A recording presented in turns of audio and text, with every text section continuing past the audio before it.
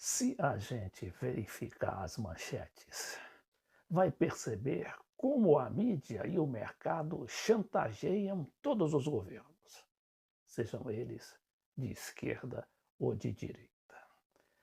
Vejamos o que aconteceu ontem, depois que o Bolsonaro decidiu suspender por alguns dias aquele programa Renda Brasil, porque não concordou com seu ministro da Economia e homem do mercado e da mídia, Paulo Guedes. Houve uma espécie de ataque especulativo contra a nossa moeda. Um ataque ainda localizado, mas que foi bem retratado aqui por essa manchete da Folha, dizendo: dólar dispara e bolsa despenca com divergência entre Bolsonaro e Guedes no Renda Brasil. Mercado vê fragilidade do ministro e do controle de gastos com a fala do presidente.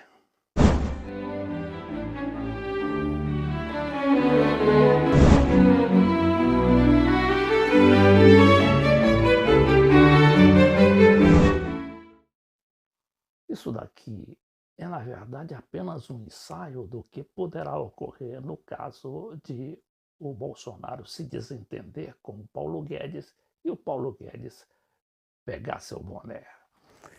Vejamos aqui essa notícia, analisá-la para depois tirar as nossas conclusões. Essa manchete é da Folha de São Paulo, escrita pela Júlia Moura. Nesta quarta-feira, a Bolsa de Valores brasileira chegou a cair 2,7% após o presidente Jair Bolsonaro dizer que recusou a proposta enviada pela sua equipe econômica do Renda Brasil, reformulação do Bolsa Família. Na verdade, o Ibovespa amenizou a queda para 1,45% no fechamento e o dólar subiu 1,6%.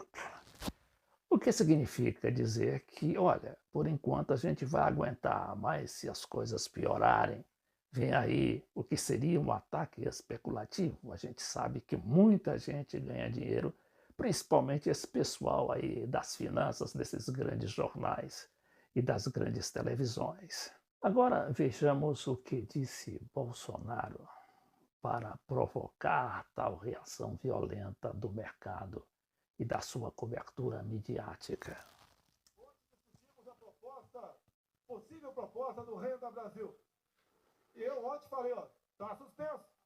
Vamos voltar a conversar. A proposta que uma equipe econômica apareceu para mim não será enviada ao parlamento. Não posso tirar de pobres para dar para paupérrimos. Não podemos fazer isso aí.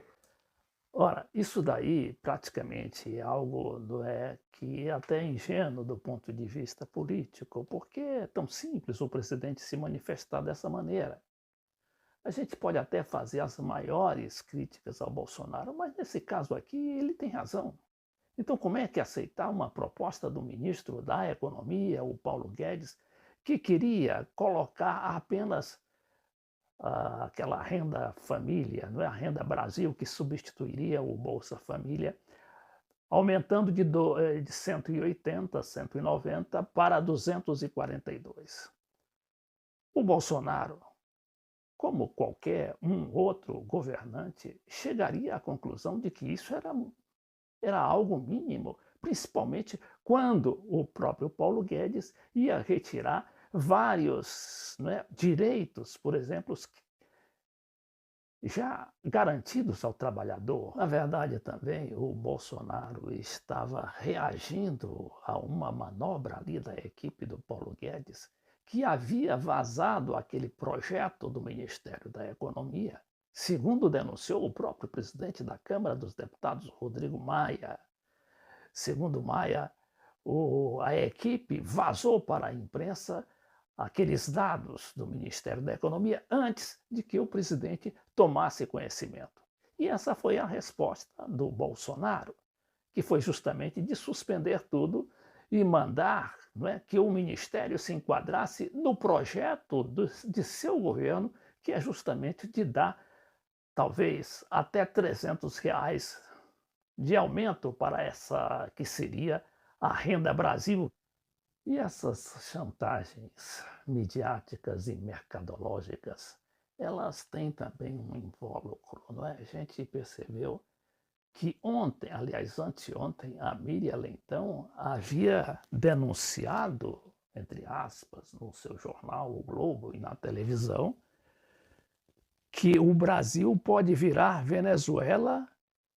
E ela, Miriam Leitão, já via até Paulo Guedes como um populista, não é? Já estava lá enquadrando o próprio Paulo Guedes, ministro da Economia, que evidentemente não quer sair do governo e quer fazer algum tipo de acordo com Bolsonaro para preservar o seu domínio na área econômica brasileira. Colunista da Globo, segundo esse site aqui, Brasil 247, também questiona por que Michele Bolsonaro recebeu dinheiro de Fabrício e condena Jair Bolsonaro por, em vez de responder aos escândalos de corrupção na família, avançar com um projeto autoritário e populista. Agora, que projeto autoritário é esse? De dar aumento àquele pessoal, principalmente os mais afetados, pela questão, não é, da pandemia do coronavírus. A jornalista Miriam Leitão, que apoiou o golpe de Estado contra a ex-presidente Dilma Rousseff, daí a importância também da gente perceber de onde é que vem esse pessoal, não é, que hoje está combatendo o Bolsonaro e está, inclusive, aí em guerra aberta contra o atual presidente, que eles mesmos elegeram achando que poderiam, né, encabeçá-lo lá no Palácio do Planalto. A partir de fraude jornalística e histórica das pedaladas fiscais. Hoje, a jornalista lamenta que o Brasil esteja sob o comando de um líder autoritário que ameaça dar porrada em jornalistas e também transformar o Brasil em nova Venezuela. Mais do que isso, ela também acusa a economia, sob o comando de Paulo Guedes, de ajudar a cimentar o populismo.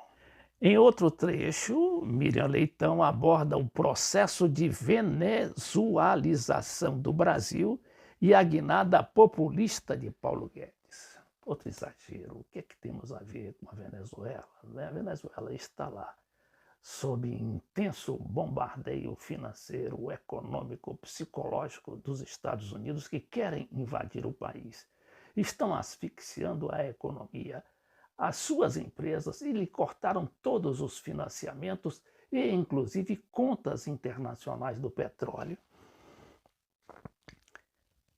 Então ela fala do processo de venezualização do Brasil e a guinada populista de Paulo Guedes.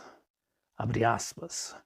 Bolsonaro tem usado as Forças Armadas no mesmo estilo de Hugo Chávez. Como Chávez, ele chegou ao governo pela via democrática. Como o ex-ditador venezuelano, ele também não tem apreço pelas instituições democráticas.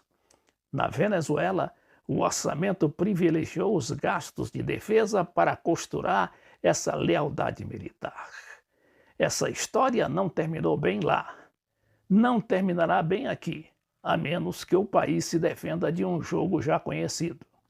O passo agora é usar os recursos públicos para cimentar seu populismo. O tal do populismo é o de dar mais condições à economia brasileira de se desenvolver com a presença maior do Estado.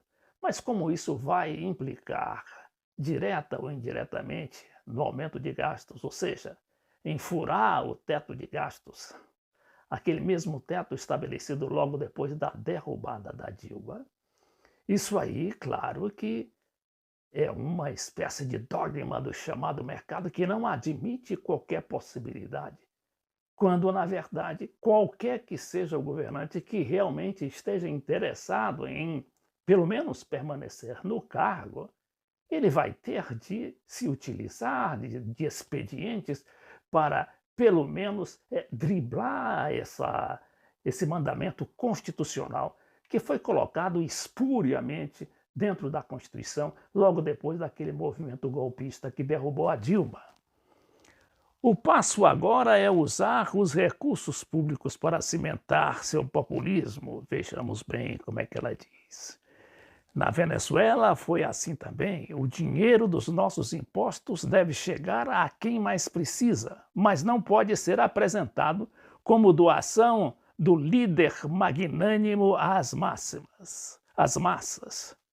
Contudo, é para sustentar essa visão que se trabalha no governo em todas as áreas, inclusive na economia, diz Miriam Leitão.